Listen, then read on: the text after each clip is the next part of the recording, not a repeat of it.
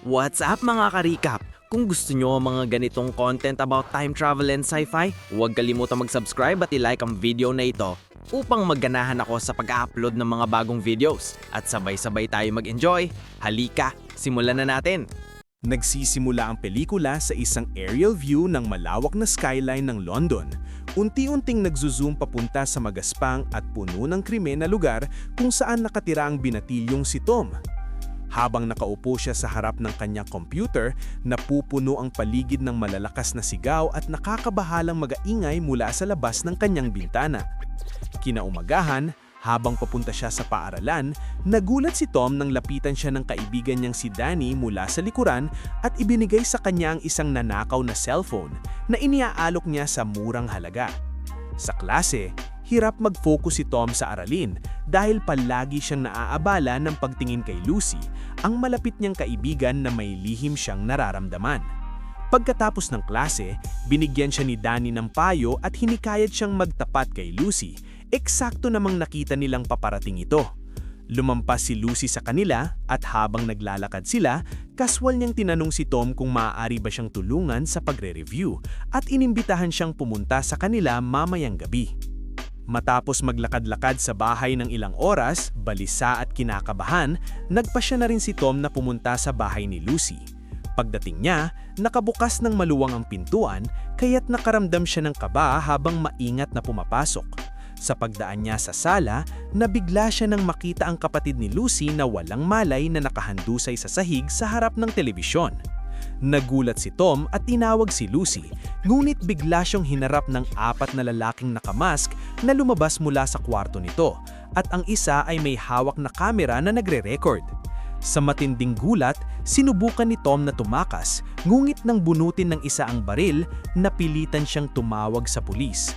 Ayaw mag-iwan ng tsansa ang mga kriminal kaya binaril nila siya sa ulo habang sinusubukan niyang tumakas. Nagising si Tom sa ospital makalipas ng halos 10 araw. Habang unti-unti niyang binabalik ang ulirat, nakita niya ang kanyang lola na si Nan na nakaupo sa kanyang tabi. Labis ang ginhawa nang makita siyang nagising. Ipinaliwanag ng doktor na may mga piraso ng kanyang cellphone na naibaon sa kanyang ulo at kailangan siyang bantayang mabuti para sa posibleng side effects. Bagamat naninginig pa sa nangyari, pumayag si Tom na umuwi kasama si Nan, ngunit tiniyak niya munang ligtas si Lucy at nakauwi na rin ito. Habang nasa taxi pa uwi, nakaranas si Tom ng kakaibang pakiramdam. Parang may naririnig siyang mga radio frequency sa loob ng kanyang ulo. Binaliwala niya ito, inisip na pansamantala lamang ito.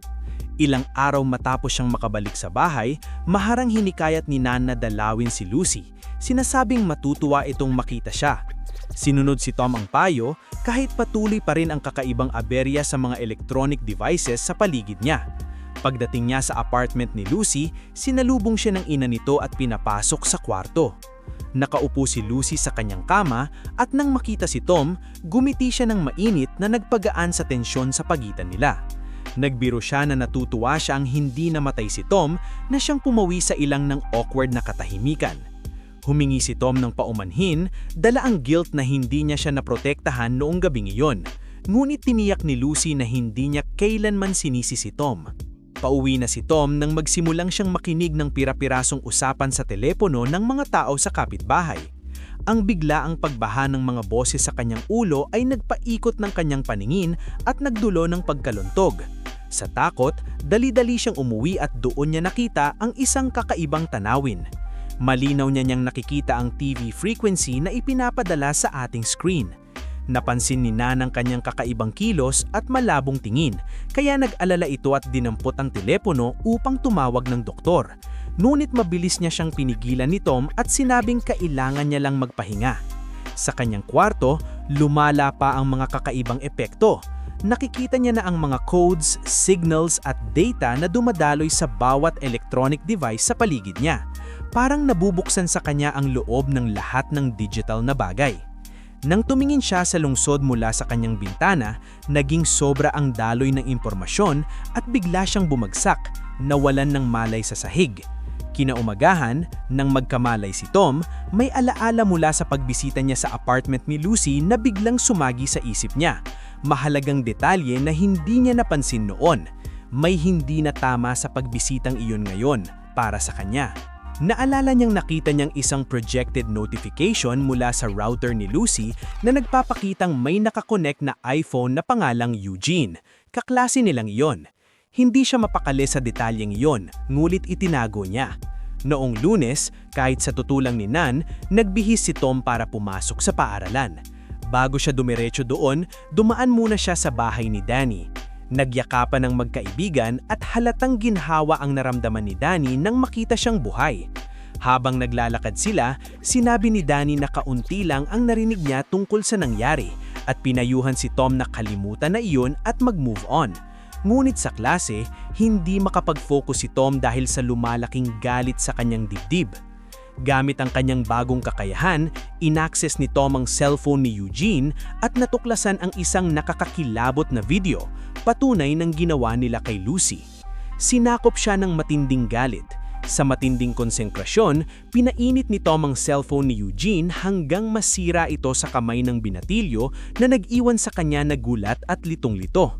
Noong gabing iyon, pumunta si Tom sa isang partido na iniangyahan siya ni Danny, ngunit wala sa saya ang isip niya.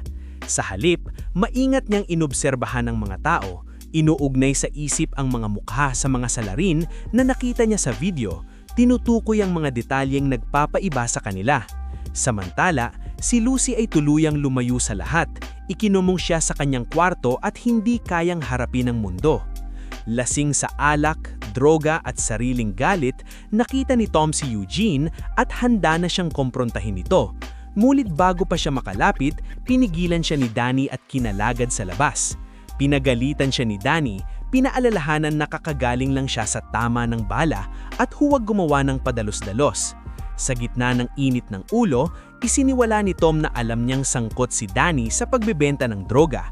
Hindi ito itinanggi ni Danny. Sa halip, inamin niya ito at sinabing ginagawa niya ito para umangat sa ranking. Iginiit niya na balang araw kapag nasa tuktok na siya, ay ititigil niya na lahat ng krimen sa paligid nila. Pag-alis sa party, dumiretso si Tom sa bahay ni Lucy para pasiglahin siya. Nakatayo sila sa balkonya at tahimik na nag-uusap nang mapansin ni Tom na biglang nanigas si Lucy. Sa ibaba, naglalakad sina Eugene at ang kanyang mga kaibigan. Ang takot at tensyon sa mukha ni Lucy ang naging mitsa, may pumutok sa loob ni Tom. Alam niyang hindi na niya ito maaaring palampasin ito. Nagpasya siya, maghihiginti siya para kay Lucy, ang babaeng mahal niya. Sa mga sumunod na araw, ginamit ni Tom ang kanyang kakayahan para tugyaran sina Eugene sa pamamagitan ng pagtap sa kanilang cellphone na nimomonitor ang kanilang mga galaw at mga ginagawa. Sinimulan niyang guluhin ang mga electronic devices nila, nagdudulot ng mga glitches at aberya, at doon niya natangto kung gaano kalakas ang naging kapangyarihan niya. Kinabukasan, sa isang school assembly, pinili ni Tom na itaas pa ang antas ng kanyang paghihiginti. Hinahack niya ang projector ng school at ipinakita ang isang recording ni Cass, isa sa mga kaibigan ni Eugene, sa isang nakakahiyang sitwasyon. Nabigla ang buong auditorium at napahiya si Cass sa harap ng buong school.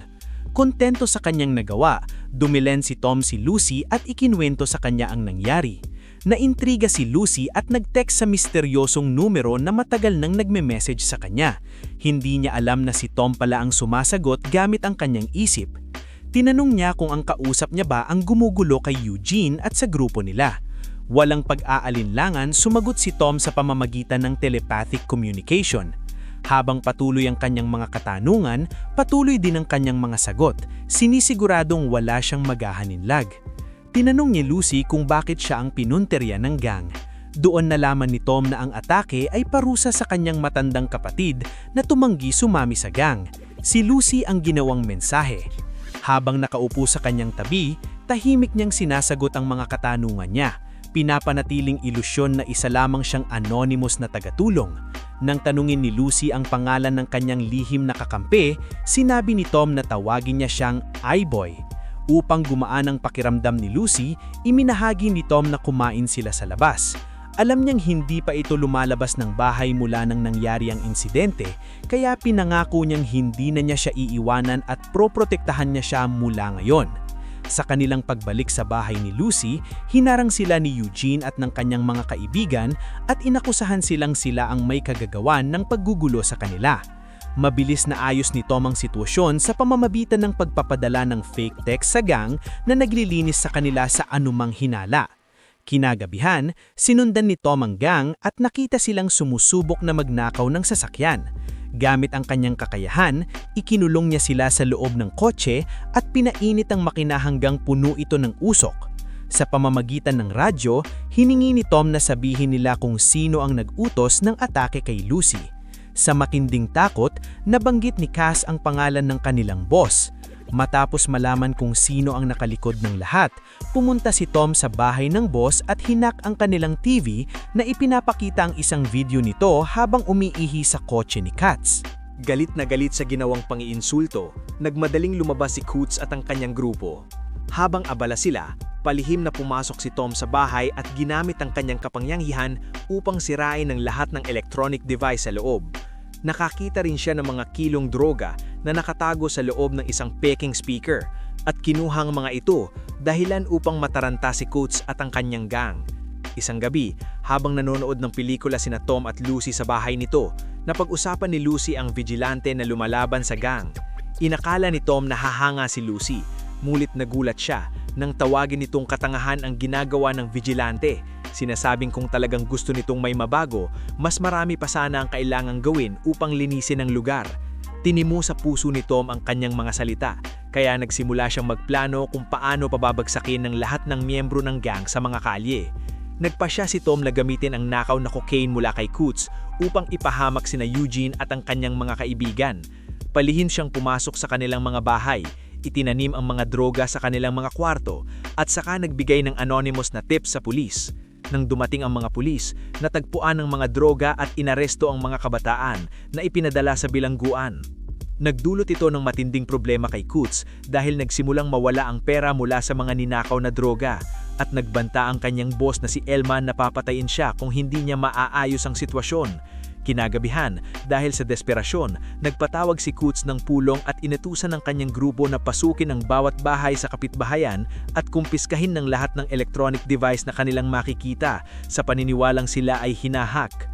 Habang isinasagawa ng gangang utos, nagsimulang maghinala si Coots kay Cass, ang tanging hindi pa naaaresto.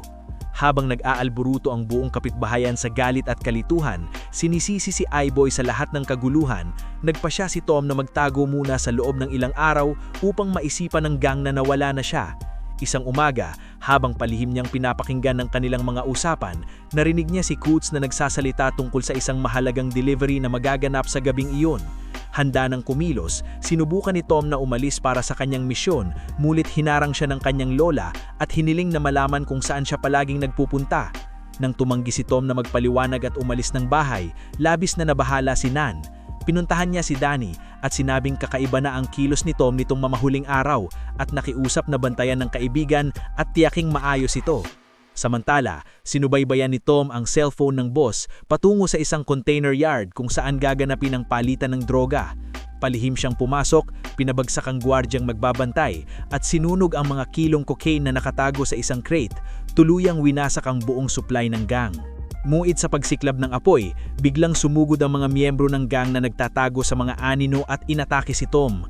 Matindi nila siyang binugbog at nang tila wala ng pag-asa, ginamit ni Tom ang kanyang kapangyarihan upang magpadala ng matalim na static sa kanilang mga ulo dahilan upang bumagsak sila sa matinding sakit. Sinamantala ni Tom ang kapag-aanga ito at tumakas kahit pa tinangka siyang barilin ni Coots. Pumalya ang tutok ni Coots kaya nakatakas si Tom. Sugatan at pagod na pagod, bumagsak siya sa kalsada at doon na nagabi.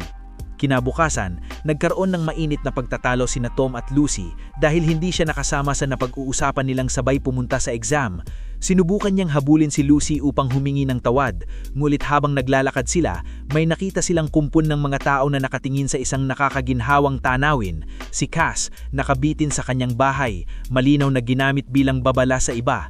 Lubhang dayanig sa kanyang nakita, umatras si Tom at numungo sa isang liblib na rooftop upang pag-isipan ng lahat ng nangyari. Sinimulan niyang questionin ang kanyang mga ginawa at kung lalo lang ba niyang pinalala ang sitwasyon. Malikas ilang sandali, dumating si Danny at tinanong kung saan siya at itinuro na matagal na siyang hindi nagpapakita sa mga exam. Halatang nag-aalala si Danny at nagsisimulang mabahala sa biglaang pagkawala ni Tom sa dati niyang buhay. Bilang isang kaibigang may malasakit, binigyan ni Danny si Tom ng taos-pusong payo, hinihimok siyang nawag sayangin ang kanyang buhay bago ito tuluyang umalis. Nang gabing iyon, nagulat si Tom sa mga ingay na nagmumula sa sala. Nang silipin niya, laking gulat niyang makita sina Elman, Coots at ang kanyang grupo na nakaupo roon. Ibinulyag ni Elman na alam niyang may espesyal na kakayahan si Tom at nagbanta na sasaktan si Lucy kung hindi siya magnanakaw ng pera para sa kanya. Sa matinding pagkakagulat ni Tom, ibinulyag din ni Elman na si Danny ang nagganlo sa kanya. Gamit ang cellphone na ginamit ng gang para mag-record kay Lucy, palihim na natawagan ni Tom ang pulis at ginabayan sila patungo sa lugar kung saan bihag si Lucy. Sa utos ni Elman, sinimulan ni Tom ng paglilipat ng pera sa account nito. Ngunit naghinala si Elman nang hindi sumagot sa tawag si Eugene at nagpa siyang pumunta sa bodega kung saan nakakulong si Lucy. Pagdating nila doon, ginamit ni Tom ang kanyang kapangyarihan upang pasabagin ang mga cellphone sa bulsa ng mga dumukot sa kanyang Lucy, pati na rin ang cellphone ni Elman. Nakaligtas si Elman sa pamamagitan ng paghagis ng kanyang cellphone at pagtakbo labas. Hinabol siya ni Tom, ngulit bago pa siya makakilos, tinamaan siya sa ulo. Nagkaroon ng maikling sagupaan at sa huling bugso ng lakas, pinawalan ni Tom ang lahat ng kanyang kapangyarihan at inihagi si Elman palayo sa lupa. Lubhang ng hina, bumagsak si Tom at nawala ng malay. Nagising si Tom sa ospital, kasama ang kanyang lola na labis ang pasasalamat na siya ay ligtas. Pagkatapos gumaling, umuwi sina Tom at Nan, kaparehong nagpapasalamat na nalagpasan niya ang pagsubok. Malikas ilang araw, limapitan si Danny si Tom at inialak ang lahat ng perang natanggap niya kay Elman kapalit ng kanyang pagtataksil. Tumanggi si Tom at umalis, iniwan si Danny na harapin ang bigat ng kanyang konsensya. Sa huling eksena, dinala ni Tom si Lucy sa isang rooftop date. Naghanda siyang picnic at magkasama nilang pinanood ang skyline ng city. Habang magkatabi silang nakatayo, hinalikan si Lucy si Tom at niyakap siya ng mahigpit, nagpapasalamat sa lahat ng ginawa niya para sa kanya. Dito nagtatapos ang pelikula. Sana ay nagustuhan ninyo ang aming video. Huwag kalimutang mag-subscribe para sa mas marami pang magagandang pelikula at magkita-kita tayo sa susunod. Sana nag-enjoy kayo mga ka-recap. Anong masasabi niyo sa movie natin ngayon? Mag-iwan ng komento sa baba. At huwag kalimutang mag-subscribe sa ating channel para sa mga new updates at uploads. Kita-kits sa susunod na kwento. Salamat at mag-iingat tayong lahat.